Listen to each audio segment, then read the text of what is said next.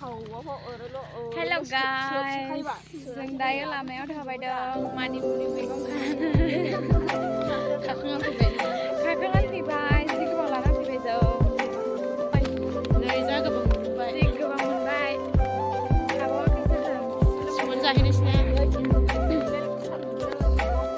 Sekarang Rimana? Rimana gini dan kain nih sekarang. Mani menikah kembali. Tadi tak suka sini lagi ini selai.